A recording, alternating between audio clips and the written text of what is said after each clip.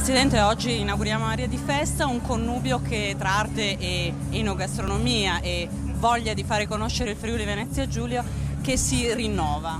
È ogni anno una grandissima festa, una festa di popolo, una festa importante per la nostra regione, ma è soprattutto una vetrina internazionale. Noi sappiamo che Aria di Festa promuove questo straordinario prodotto che è il prosciutto di San Daniele, il vero ambasciatore del Friuli nel mondo, perché sappiamo quanto sia apprezzato e conosciuto sui mercati mondiali.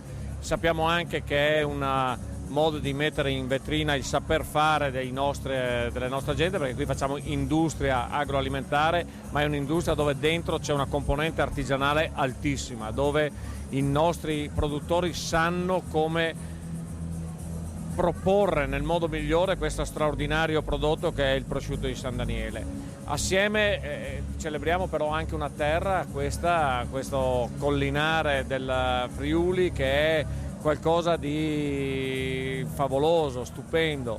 È un microcosmo dove all'interno troviamo cultura, enogastronomia, paesaggio, saper vivere bene. Tutto questo è il nostro Friuli. Aria di Festa rappresenta il momento di incontro di tutte queste eccellenze, e quindi viva il Friuli Venezia Giulia e viva San Daniele. Assessore, inauguriamo Aria di Festa, ha numeri in aumento. Che cosa significa per il comparto alimentare questa festa e questo settore?